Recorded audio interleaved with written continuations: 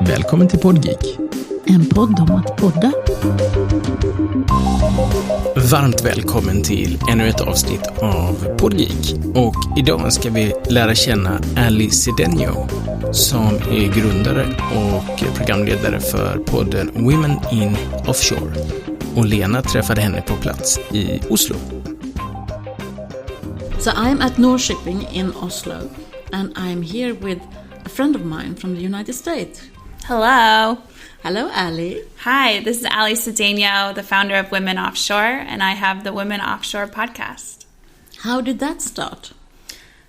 That is a very good question. So I started Women Offshore a couple years ago, and we put out this article on the site at one point where a woman, rather than answering our questions via email in writing, she sent us some audio clips. And so we put them on the site, and the feedback came back saying how much people liked hearing from her. She was a British woman, and she told some stories, and it was just very engaging. So it remained in the back of my mind that, hey, a podcast would be pretty cool to do. Could give some variety to the content that we have on Women Offshore. Eventually, I had some free time, not much, but a little bit, and I put the podcast together, went online, reached out to you as well to learn some things, because I had no idea what I was doing, and it was a steep slope learning all this, but it's been a lot of fun, and I get to interview women all over the world, and I love it. Tell us about your setup here, because people are asking about tech things. So you have a microphone? Yes, so I have a USB microphone. I like to use minimal equipment. I just have a Blue Yeti mic, and I like it because I can interview someone. It has a dual mode, so I don't need more than one microphone unless I want to interview multiple people. And then it also sounds great. It's pretty lightweight. I bought a case for it too. So my cord and the mic fit in the case. And it's easy. I just need my laptop and the mic, and I can go anywhere and record people. So yeah, it's an easy setup. Because now you're recording directly into your PC, yeah? Yeah, so it's recording to the PC, and then it's saved on a cloud. So I'm not worried about losing the data. It's on a Dropbox that I have, and it's just set up, I think, pretty well that, when I hit save, that's where it goes, and it's easily accessed. And what are you using to edit? So I use Audacity. It's a free program. It's very easy to use. At first, though, it was confusing because I had never seen anything like this, and I went to YouTube. To YouTube, and I found some awesome tutorials which just walked me through the program. And what I found is just the more I use it, the easier it gets. Yeah, but it was rather frightening the first time I opened it.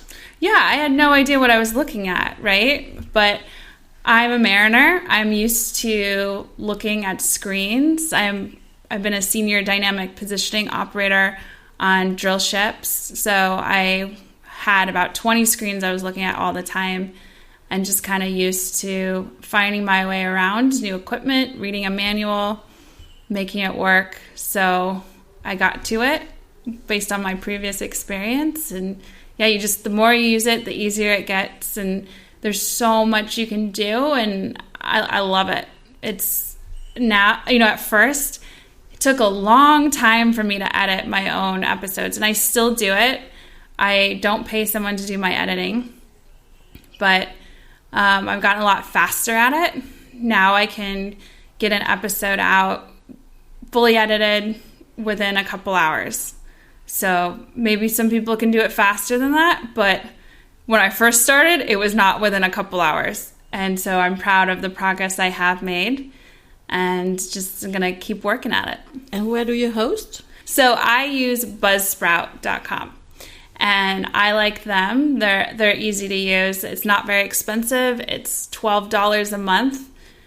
I can see the listeners I have, how many listeners. I can see, which days have more listens than others. There's trends on there to showcase how many listens there are per day, and there's just a lot of data.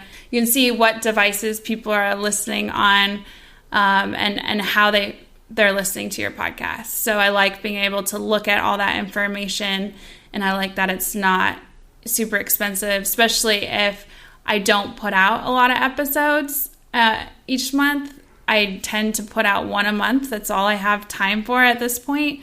But I'd like to be putting out more in the near future. But since I'm only putting out about one a month, I don't feel like I'm wasting money with the inexpensive cost.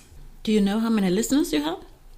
Yeah, I have like 250. So not a huge following, but I'm very much a niche in this industry. My podcast is about supporting women, and I know that there are several women who listen to the podcast, and I only have, 15 episodes out at this point.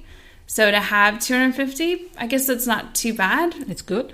And I like hearing from people. I have a funny story. I was at an event in San Francisco last fall.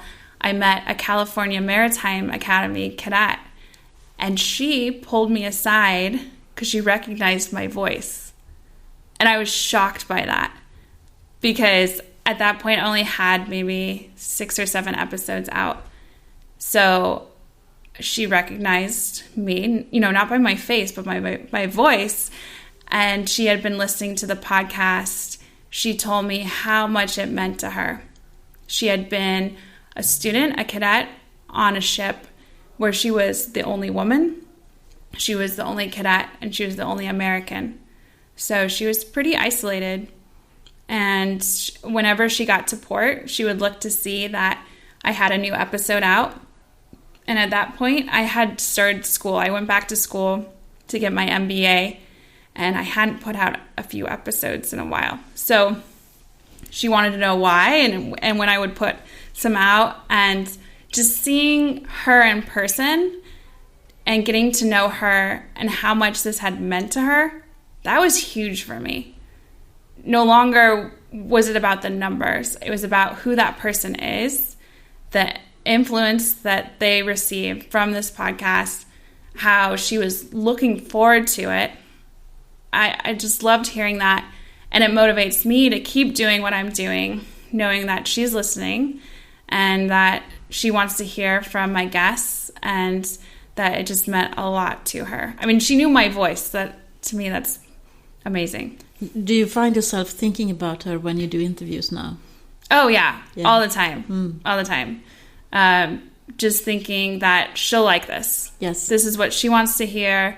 Or, maybe she's not interested in all of my episodes, but I like to think she is. So I just keep putting out different interviews with women and some men in the maritime industry, all about empowering women, reducing the gender gap. And yeah, I think about her a lot. Do you do all your interviews in person? No. So most of my interviews are done via Skype. But what I've learned is to have the video on. And so I record the audio, of course, but I have the video on so I can see the person. And having that connection over video, even though we can't be there together in person, just makes the conversation so much more fluid. And, they can see my reaction to things, because as a host, you tend to be very silent because you don't want your voice to be distracting and taking away from your guest's message. And you don't want to edit. Right, yeah, and you don't want to edit yourself either, right? You want to reduce the amount of editing as much as possible. So having that video on so you can see that person and that person can see you, I found that conversations are so much more meaningful. You can literally just get more of a story out of someone because they see your reaction to what they're saying. So how do you market your podcast? So I market it by putting it on my website, womenoffshore.org. And at times I've used speaking tweets. I hear that's what they're called. Audiogram type social media sharing. And what that is it's basically a photo where the audio is on it. And I know that's probably... It's a clip. It's an audio clip. It's an audio clip, and there's a photo, and you get to see this wave moving so people know that it's there, the audio's there, and they click on the photo, and then they get to listen to it. So it allows them to get, just a piece of what you have to share in your podcast, but it can make it very intriguing for people to go find you afterwards. And so that is a good thing to share on Instagram, where you can't click through to a post, but they can, if you tease them enough, then I'd like to think that they're going to go find you on Apple Podcasts or, whatever device they're on to learn more. And the latest now is that if you're listening on a podcast app, you can do the clip for your favorite podcast and send it out to your friends. Oh, I didn't even know that. So that's a new feature. Yeah, that's cool. So we just have to cross our fingers that all our listeners are doing that for us. Yeah, share away, please. Share away. Share away. Okay. Share away. Thank you for sharing how you do your podcast with me. Thank you. And best of luck. Yeah. And I hope more people will come and listen to your podcast. Thank you. I appreciate coming on your show, and I've learned a lot from you. So thanks for being an influence to me and my role model in the podcast world. Oh, thank you.